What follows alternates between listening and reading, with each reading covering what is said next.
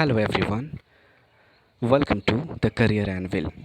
दोस्तों, हमारे English grammar series का वीडियो लेक्चर 1 है, जिसमें आज हम जानेंगे सेंटेंस के बारे में।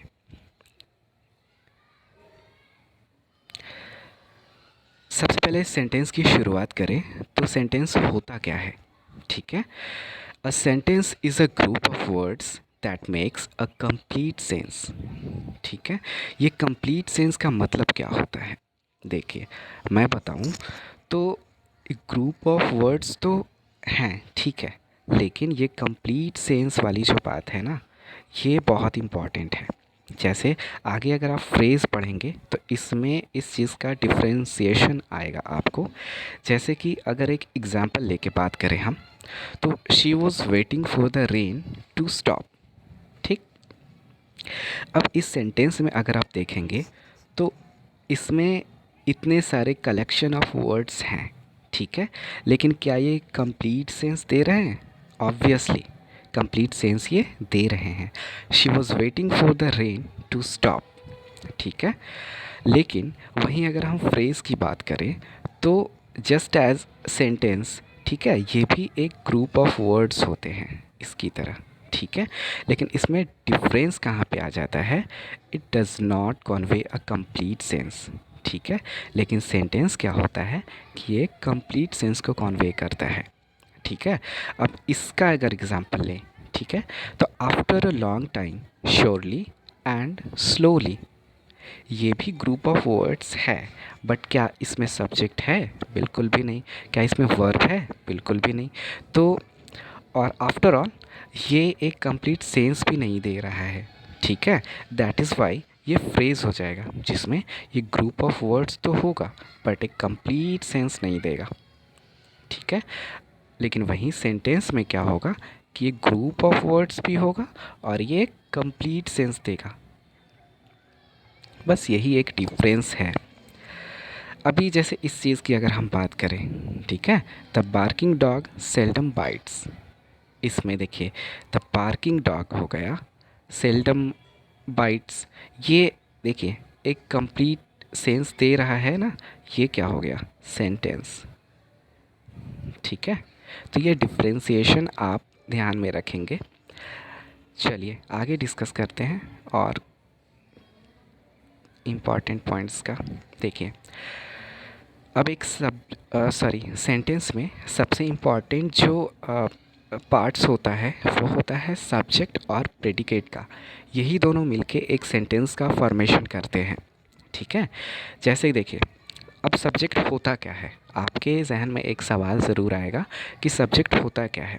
देखिए, the doer of the action in a sentence और द पर्सन और thing that is doing an action. ठीक है, मतलब हिंदी में जैसे कि आप जानते हैं कि सब्जेक्ट कर्ता को कहते हैं। ठीक है, कर्ता मतलब हो गया कि जो किसी काम को कर रहा है। ठीक है, जैसे राम ईट्स अ मैंगो, इसमें ईट यानी कि खाने का काम कौन कर रहा है? तो राम कर रहा है।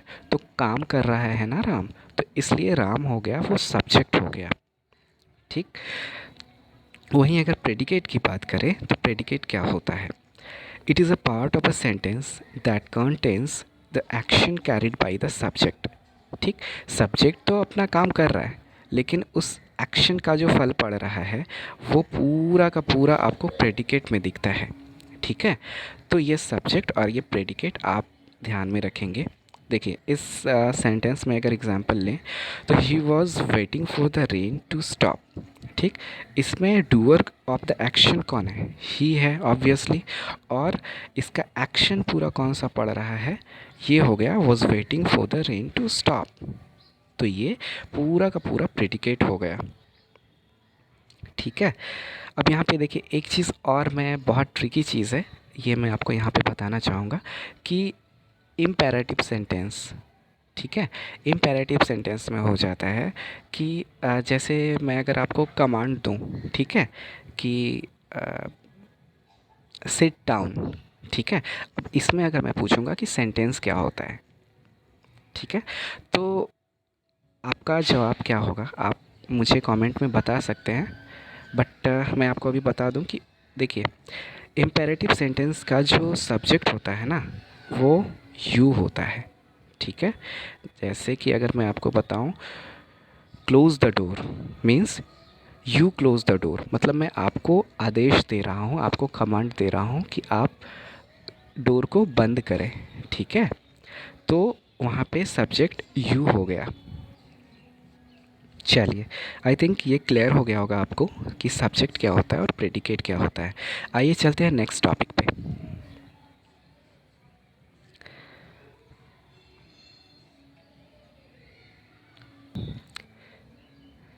देखिए, बहुत ही इम्पॉर्टेंट चीज़, कोई भी सेंटेंस का जो कंपोनेंट्स होता है, ठीक है, जैसे अगर एक नॉर्मल सेंटेंस की अगर आप बात करें तो उसका जो कंपोनेंट्स होते हैं, मतलब बिल्डिंग ब्लॉक्स जो होते हैं एक सेंटेंस का, जो कंपोज करते हैं एक सेंटेंस को, ठीक है, वो कौन कौन सी चीज़ को मिल के करते हैं। पहला सब्जेक्ट, दूसरा वर्ब और तीसरा ऑब्जेक्ट।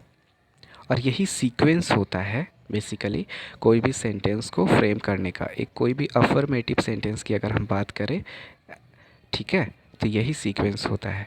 पहले आपका सब्जेक्ट, फिर वर्ब, उसके बाद फिर ऑब्जेक्ट, ठीक है। चलिए, अब सब्जेक्ट के बारे में हम ज़िक्र तो कर लिए थे पिछले स्लाइड में। आइए अब जानते हैं वर्ब के बारे में कि वर्ब क्या चीज़ होती है, ठीक है। वर्ब तो देखिए एक्शन जो होता है कि जैसे खाना, सोना, पढ़ना, ये तो आपको पता है कि वर्ब क्या होता है। और इसके बारे में हम और डिटेल में बात करेंगे जब पार्ट्स ऑफ स्पीच हम पढ़ेंगे ना वर्ब के बारे में तब।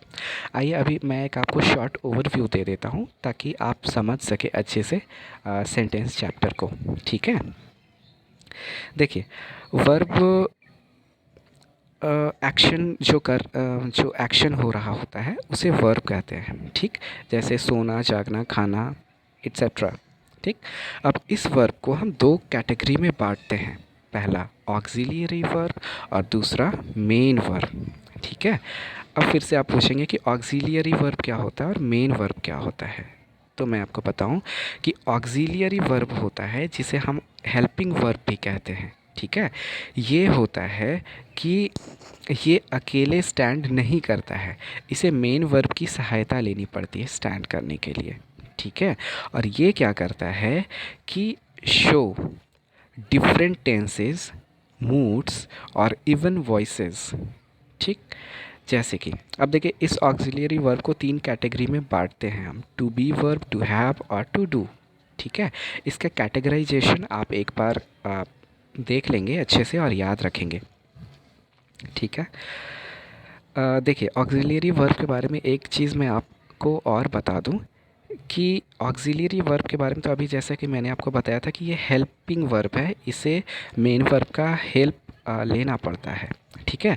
और ये क्या करता है कि वॉइसेस को, मूड्स को और टेंस को शो करता है। जैसे अगर एग्जांपल मैं बताऊं कि राम ईट्स अ मैंगो, ठीक है, एक एग्जांपल मैंने आपको पहले भी दिया था कि राम ईट्स अ मैंगो, ठीक है।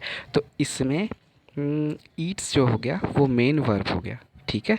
लेकिन अगर इसी का अगर मैं वॉइस चेंज कर दूं, ठीक है, पैसिव वॉइस में अगर कर दूं, तो ये क्या होगा, mango is eaten by Ram, ठीक है। तो इज़ ईटेन, ठीक है, इज़ ईटेन, ठीक है। तो ये वॉइस को देखिए रिप्रेजेंट कर रहा है ना, इज़, ठीक है, शो कर रहा है वॉइस को। तो बस यही काम है ऑक्सिलरी वर्ब का, ठीक है।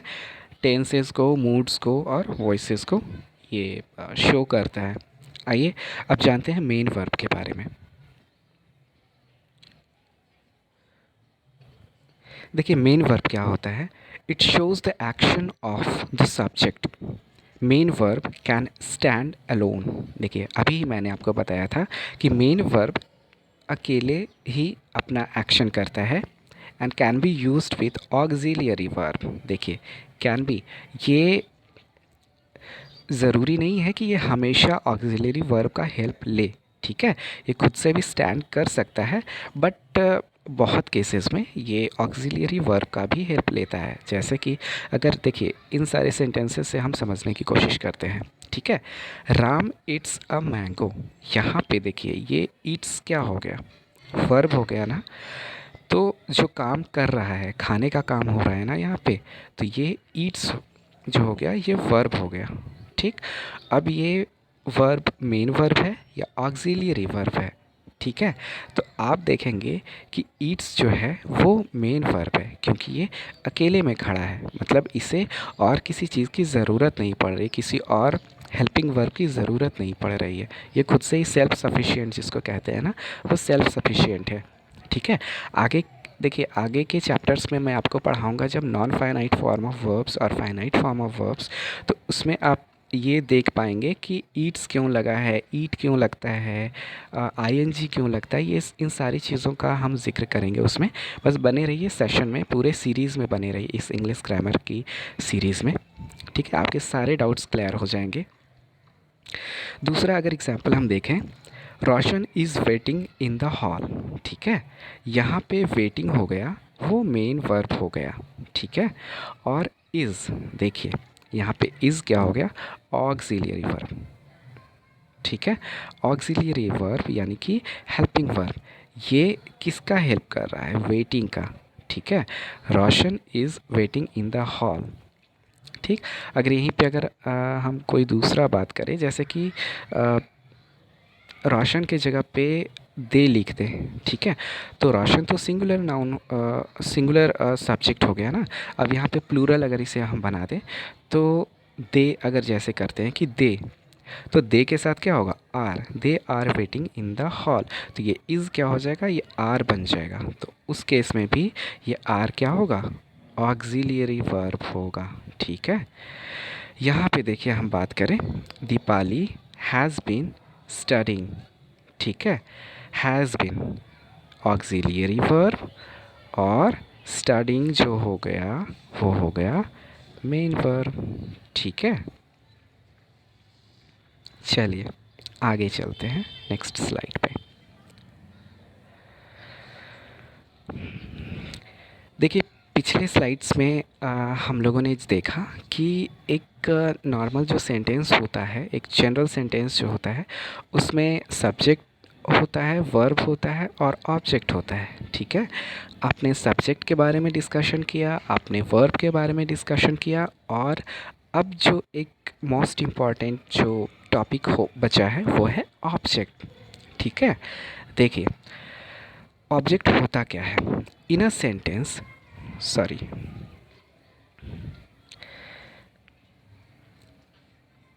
in a sentence something, a noun, pronoun, noun phrase affected by the action of a verb is termed as an object of that particular sentence. ठीक है। ये क्या होता है कि उस वर्ब के एक्शन के द्वारा, ठीक है, जो भी मतलब कि एक्शन हुआ है, डूअर ने एक्शन कर दिया, वर्ब जो है कि जो एक्शन को दर्शा दिया कि कौन सा एक्शन हो रहा है, और उस एक्शन का जो परिणाम यानी आउटकम जो हुआ वो सेंटेंस में किस पार्ट को जाता है, वो जाता है ऑब्जेक्ट को। ठीक है। देखिए, अब ऑब्जेक्ट को हम दो पार्ट में बांटते हैं। जैसे कि देखिए, उसी अगर एग्जांपल की बात करें, राम ईट्स अ मैंगो। ठीक है। राम क्या हो गया आपका सब्जेक्ट, ईट्स क्या हो गया वर्ब, और मैंगो क्या हो गया ऑब्जेक्ट। ठीक है। तो खाता है, डूअर कौन है यहाँ पे, राम, तो सब्जेक्ट हो गया, वर्ब हो गया एक्शन। ठीक है। और जो काम का जो फल जो पढ़ रहा है कि क्या खा रहा है, ठीक है, तो आम खा रहा है, तो व्हाट का जो रिप्लाई मिला वो हो गया ऑब्जेक्ट। ठीक है। अब देखिए, ऑब्जेक्ट को हम कैटेगराइज करते हैं दो सब डिविजन्स में। ठीक है। पहला एक होता है डायरेक्ट ऑब्जेक्ट और दूसरा indirect object. Direct object tells about something usually preceded by a verb. ठीक है। कोई भी चीज़ के बारे में मुझे डायरेक्ट ऑब्जेक्ट बताता है। देखिए, यहाँ पे आप थोड़ा कंफ्यूज हो सकते हैं, तो यहाँ पे मैं आपको क्लियर कर दूँ अच्छे से कि देखिए, बेसिक जो डिफरेंस होता है मैं आपको बता दूँ। पहले, सबसे पहले कोई भी सेंटेंस में ऑब्जेक्ट को आइडेंटिफाई करना आप पहचान गए। अगर आपसे बोला जाएगा कि अब डिस्टिंग्विश करें आप कि कौन सा डायरेक्ट ऑब्जेक्ट है और कौन सा इनडायरेक्ट ऑब्जेक्ट है, तो आप डिस्टिंग्विश कैसे करेंगे? वो करने का सबसे आसान तरीका है कि आप एक क्वेश्चन फ्रेम करेंगे, ठीक है? और उस क्वेश्चन में अगर व्हाट का जो रिप्लाई दे वो हो गया डायरेक्ट ऑब्जेक्ट, और जो हु का रिप्लाई दे वो हो जाता है इनडायरेक्ट ऑब्जेक्ट। सो सिंपल, बस यही एक डिफरेंस है डायरेक्ट और इनडायरेक्ट ऑब्जेक्ट का, ठीक है? आइए एग्जांपल से अब क्लैरिफाई कर लें। एग्जाम्पल ये देखते हैं, Puneet past Radha the ice cream, ठीक है? इसमें सब्जेक्ट क्या हो गया? पुनीत। वर्ब क्या हो गया? पास्ट। और राधा, पास किया किसे? राधा को। क्या? तो आइसक्रीम, ठीक है? अब देखिए यहाँ पे दो ऑब्जेक्ट हो गया ना, ठीक है? जो फल जो पड़ रहा है मतलब एक्शन का, वो राधा पे पड़ रहा है और आइसक्रीम पे पड़ रहा है, ठीक है? तो अब देखिए अब डिस्टिंग्विश कैसे करेंगे आप। मैंने आपको यहाँ पे क्या बताया था कि डायरेक्ट ऑब्जेक्ट व्हाट का रिप्लाई दे और इनडायरेक्ट ऑब्जेक्ट हु का रिप्लाई दे, ठीक है? व्हाट का रिप्लाई मतलब कि समथिंग के बारे में बोले, कोई चीज़ के बारे में बोले, ठीक है? और इनडायरेक्ट ऑब्जेक्ट हु का रिप्लाई करे, यानी कि समवन के बारे में बोले, किसी पर्सन के बारे में बोले, ठीक है? तो देखिए यहाँ पे हु का रिप्लाई कौन कौन कर रहा है? जैसे पुनीत पास्ट राधा, किसे किया पास? आइसक्रीम को, तो राधा को किया, ठीक है? तो राधा पर्सन भी है और हु का रिप्लाई है एक तरह से, तो ये क्या हो गया? इनडायरेक्ट ऑब्जेक्ट हो जाएगा राधा, ठीक है? वहीं पे ये आइसक्रीम क्या हो जाएगा? आइसक्रीम हो जाएगा डायरेक्ट ऑब्जेक्ट, क्योंकि यहाँ पे देखिए ये व्हाट का रिप्लाई कर रहा है। जैसे कि पुनीत पास्ट राधा, क्या क्या पास किया राधा को? तो आइसक्रीम पास किया ना, तो ये हो गया डायरेक्ट ऑब्जेक्ट, ठीक है? आई थिंक आपको बहुत अच्छे से क्लियर हो गया होगा। दूसरा एग्जाम्पल अगर ले लें, are you giving Sonal the bike, ठीक है? ये कौन सा सेंटेंस हो गया? इंटेरोगेटिव सेंटेंस, क्वेश्चन फ्रेम कर रहा है ना, तो ये हो गया इंटेरोगेटिव सेंटेंस। ये हम नेक्स्ट क्लास में जानेंगे टाइप्स ऑफ सेंटेंस के बारे में। आज बस हम कंपोनेंट्स ऑफ ए सेंटेंस पढ़ रहे हैं, ठीक है? देखिए, आर यू गिविंग सोनल, किसे दे रहे हैं आप? ठीक है, सोनल, सोनल क्या है? पर्सन है, तो ये क्या हो जाएगा आपका? इनडायरेक्ट ऑब्जेक्ट हो जाएगा ना, इनडायरेक्ट ऑब्जेक्ट हो जाएगा, ठीक है? लेकिन वहीं पे ये हो गया बाइक, क्या दे रहा है? व्हाट का रिप्लाई कर रहा है ना, तो क्या दे रहा है? बाइक, तो ये क्या हो गया? डायरेक्ट ऑब्जेक्ट, डायरेक्ट ऑब्जेक्ट, ठीक है? क्लियर?